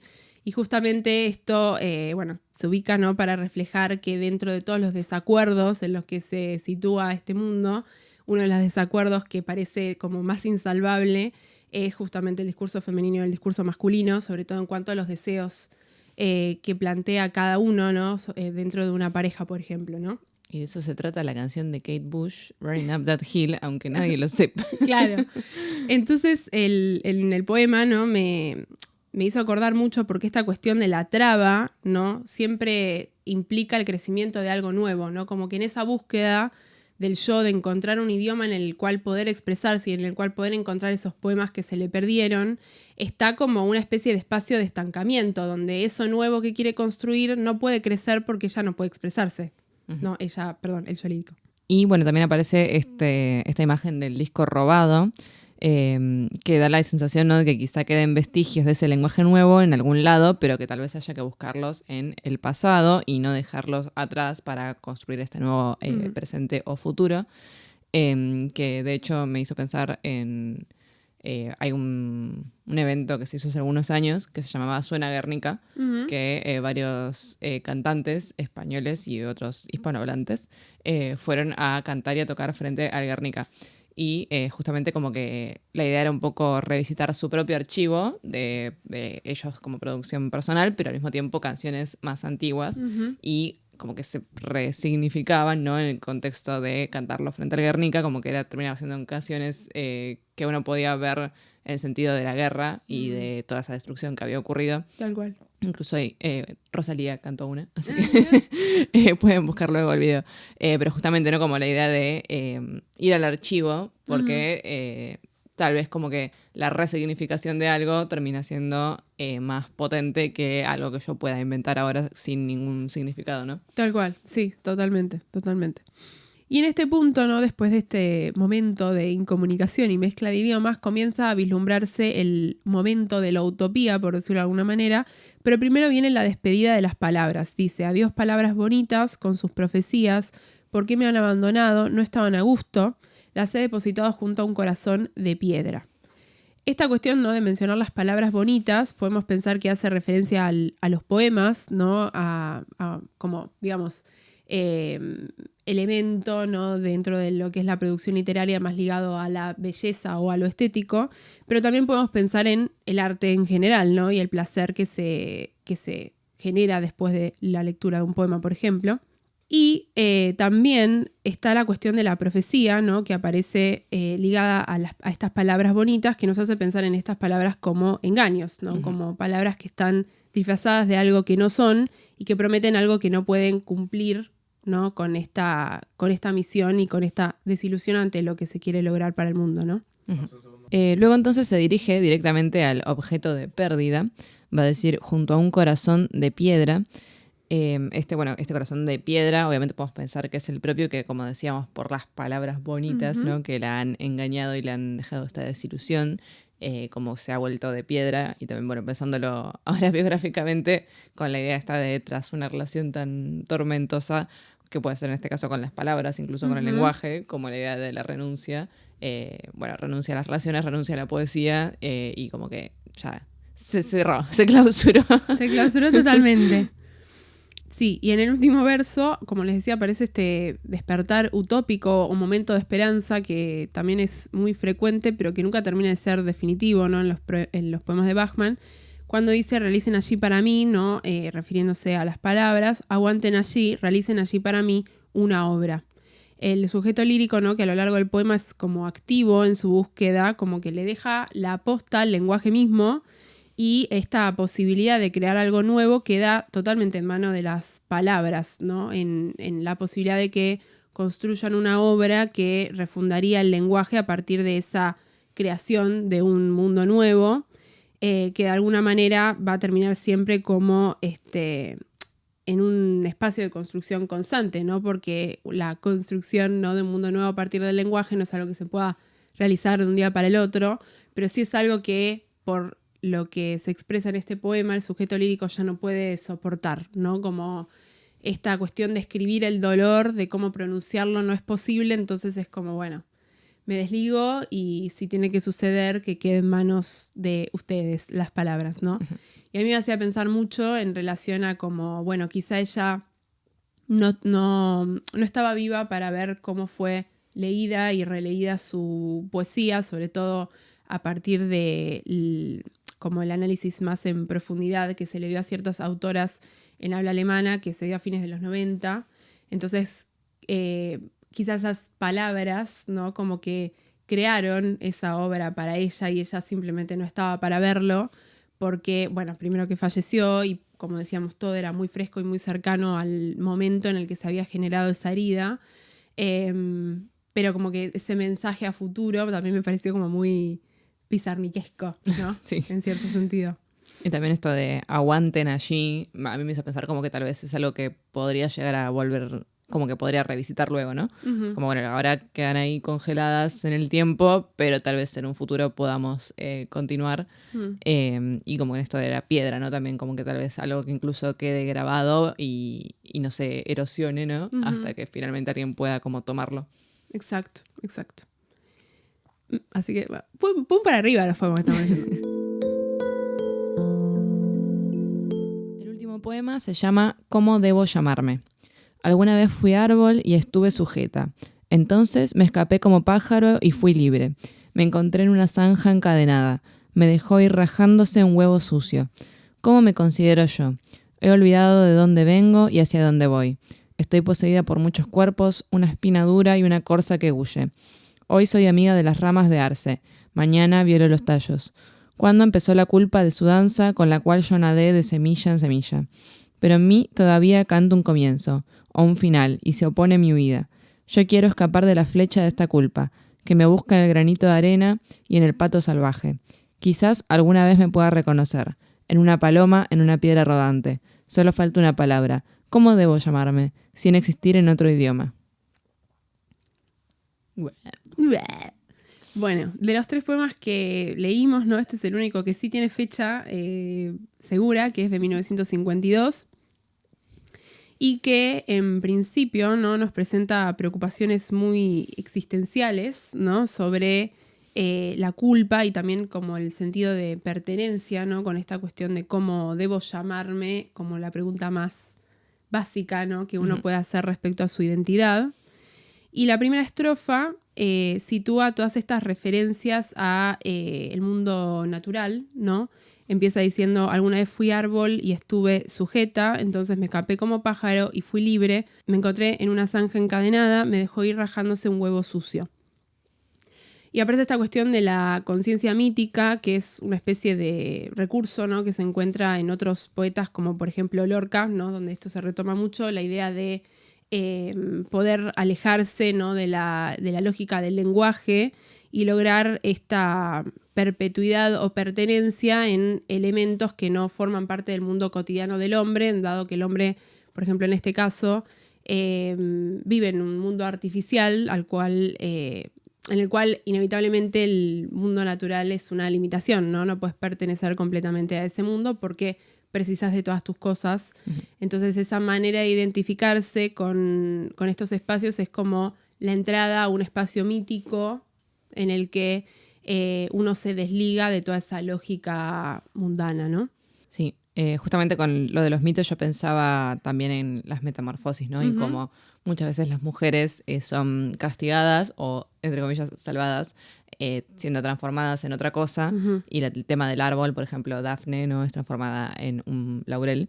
Y bueno, Procne, que es transformada en pájaro.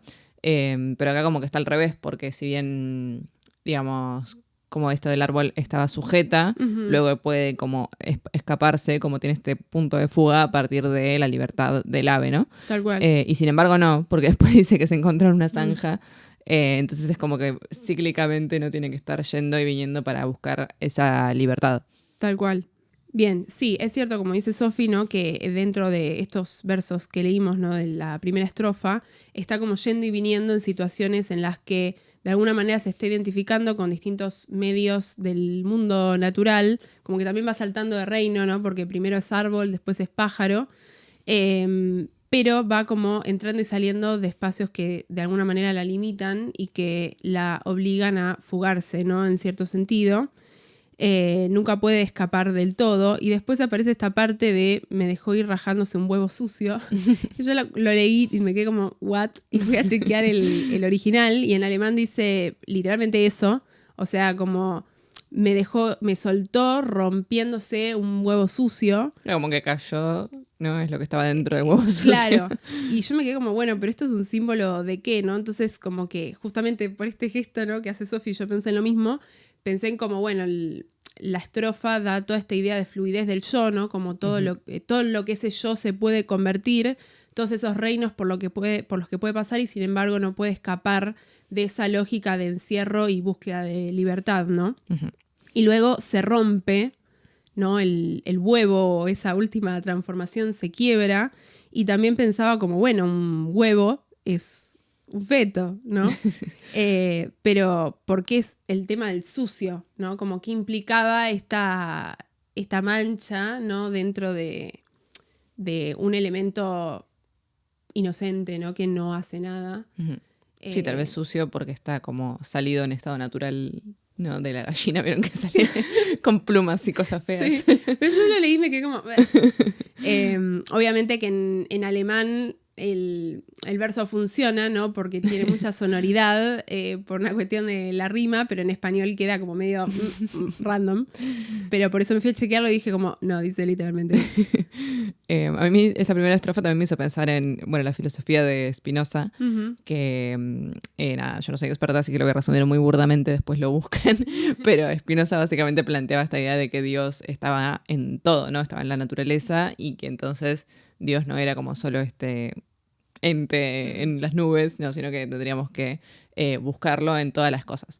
Y bueno, esta idea, ¿no? De ir como cambiando y mutando, como que me hace pensar que la identidad no está zanjada en una sola cara, ¿no? Como el yo no es solo yo, sino que yo puedo ser también todas estas cosas con las que comulgo y me conecto, como decías al principio, ¿no? Que por ahí uno está más aislado por una cuestión de que vivimos en un mundo más artificioso, pero que en sí, en realidad, nosotros pertenecemos a ese mundo natural. Tal cual, sí, es verdad. O sea, podemos como formar parte si queremos, si nos encontramos ahí. En la segunda estrofa tenemos como la textualización, ¿no? De esta preocupación existencial en palabras, porque dice, se me movió todo el kinder, dice, ¿cómo me considero yo? He olvidado de dónde vengo y hacia dónde voy. Estoy poseída por muchos cuerpos, una espina dura y una corza que huye. Entonces, después de mostrar toda esta fluidez con la simbología que les comentábamos, aparece explícitamente esta pregunta de, bueno, ¿qué soy con cómo me considero yo? Y algo que es muy interesante del poema es que a lo largo de todas sus estrofas se omite cualquier marca de género, obviamente en el original, ¿no? En español como que no quedó otra. Y esta traducción es de esta profe que yo les mencionaba, María Luisa Punte, la saqué de ese libro, y ahí ella explica justamente esto, ¿no? De cómo tiene muchísima más relevancia la pregunta del qué soy, cuando a lo largo de todo el poema es claro que hay una construcción adrede de que no haya ninguna marca de género, y que bueno, en español la profe se disculpe que no tuvo otra que tomar una decisión, ¿no? Un poco lo que charlábamos a veces que sucedía, por ejemplo, en los poemas de Safo, donde inevitablemente uno tiene como que adscribir cierto contenido ideológico o tomar una decisión porque el idioma te obliga, ¿no? Si no, hay que poner una X, no sé. Entonces, en la relevancia, ¿no? de omitir cualquier marca de género, volvemos como a esta idea de la necesidad de integrar por ahí lo femenino y lo masculino en un todo. Y bueno, es como más patente el intento si olvidamos cualquier marca a lo largo del poema, pero bueno, en español hoy le pondríamos una E. Claro, hoy le pondríamos una E o algo así. Bueno, y luego dice, he olvidado de dónde vengo y hacia dónde voy. El título de un cuento de Joyce Carol Oates. Pero bueno, es unos versos que evidentemente hablan del desarraigo, ¿no? De esta idea que decíamos del exilio, del siempre estar como en movimiento y el también no tener una identidad fija, como tampoco poder saber hacia dónde va uno. Y en la estrofa anterior justamente había una fluidez, pero había una certeza acerca del yo. Era un árbol, era un pájaro. Y en cambio ahora es como que ya ni siquiera recuerda esa identidad que había tenido previamente. Y tampoco puede terminar en ese momento que dice, estoy poseída por muchos cuerpos. De nuevo me hace pensar como en Deleuze, que tiene esta teoría del rizoma. Muy parecido. El rizoma, bueno, según Deleuze, es como la raíz del pasto, que no sé si han visto en biología, pero algunas raíces son como simplemente una ramita que baja hacia el suelo y en cambio otras raíces están conectadas entre sí como las del pasto, con lo cual en realidad cada cosito de pasto que nosotros vemos en realidad es todo el pasto, ¿no? Entonces como que me da esta impresión de que estar poseída por muchos cuerpos es como también esta conexión con algo que te hace formar parte del todo, ¿no? Tal cual. Que hace difícil establecer una cosa individual. Tal cual, va más allá de uno mismo, ¿no? Y aparece esta cuestión de la espina dura y una corza que huye, que de alguna manera combina un elemento muy amenazante, como puede ser una espina dura, que es un objeto punzante en cierto sentido, con un animal amenazado, que es esta corza, que es un ciervo chiquito, básicamente, una corza, un corzo. Bambi. Acá usado en femenino, pero bueno, en alemán también es una palabra sola, no tiene marca de género, que está huyendo, es decir, que está siendo perseguido por algo, lo cual da como este contraste muy fuerte, ¿no? Entre dos cosas que no pueden reunirse en una sola, ¿no? Como ser una espina y ser un corzo es como el ser el amenazado y el que amenaza. no es posible. Uh-huh. La tercera estrofa, que decía: hoy soy amiga de las ramas de arce, mañana vieron los tallos, cuando empezó la culpa de su danza, con la cual yo nadé de semilla en semilla. De nuevo también tenemos la cuestión de las certezas, ¿no? Es decir, de poder decir yo soy esto, mañana seré esto. Y sin embargo, también como decíamos recién, hay como una cosa de antítesis, ¿no? De ser simultáneamente la espina dura y la corza que huye. Acá es las ramas de arce, mañana viola los tallos. De nuevo también pensándolo en relación con la mitología, ¿no? Y estas famosas violaciones míticas. Sí. Acá también es la sometida a esa culpabilidad, pero también luego va a ser la culpable, ¿no? Como se reconoce que no hay una persona que pueda ser simplemente una víctima o un victimario. Tal cual. Y aparece el tema de la culpa, acá sí ya explícitamente, cuando dice: ¿cuándo empezó la culpa de su danza, con la cual yo nadé de semilla en semilla? Y a mí me hizo acordar mucho esta cuestión de la culpa heredada, ¿no? Sobre todo que aparece mucho en la mitología, ya que estábamos con esta cuestión de la conciencia mítica que aparece desde la primera estrofa, donde, por ejemplo, la casa de Atreo, ¿no? Como un ejemplo de una familia que tiene como mucho bagaje de crimen de familia cometido, ¿no? Está esta idea de la culpa heredada, ¿no? Como los crímenes o los pecados, entre comillas, que fueron cometidos por miembros de la familia son heredados por las generaciones que siguen hasta que finalmente alguien pague, ¿no? Como en Batman, los pecados del padre. Claro, tal cual. Entonces, también está esta cuestión de el yo que se hace cargo de esa culpa como un compromiso con su época y con ese hacerse cargo de como, bueno, sucedió esto, voy a buscar una respuesta. Pero también está esto que decía Sofi de cómo esta culpa está todo conectado, ¿no? Con esta cuestión de semilla en semilla, ¿no? Como, bueno, quizá no está sola en esa búsqueda, pero de alguna manera el hacerse cargo pesa tanto, ¿no? Como el estar sola en el asunto, aunque sepa que esa culpa nadó y se encastró en mucha gente y no solo en el sujeto lírico, ¿no? Uh-huh. Y en la cuarta estrofa, finalmente nos acercamos al momento de la utopía, o que uno cree que será utópico, donde dice: pero en mí todavía canta un comienzo o un final y se opone mi vida. Yo quiero escapar de la flecha de esta culpa que me busca en el granito de arena y en el pato salvaje. Bueno, tenemos entonces la cuestión más idealista, ¿no? De canta un comienzo o un final y se opone a mi vida, donde parecería como que no está seguro de si está como terminando esto que quiere que acabe, está ser responsable, ¿no? Por alguna culpa tal vez heredada, o si es un nuevo comienzo, ¿no? Entonces en ese caso sería como también de lo que decíamos de dejar las cosas atrás, pero tal vez reconociéndolas, ¿no? O sea, no simplemente olvidándolas. Tal cual, como no, por ahí no generando nada a través de eso, sino haciéndose cargo de qué sucedió y no guardarlo abajo de la alfombra, como decíamos.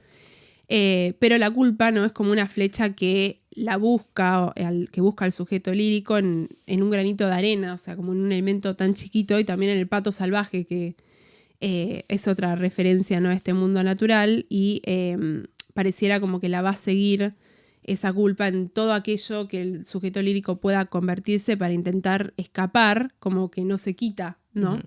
Y encima en el granito de arena me hace pensar como, bueno, ¿cómo puede la flecha, no llegar al granito?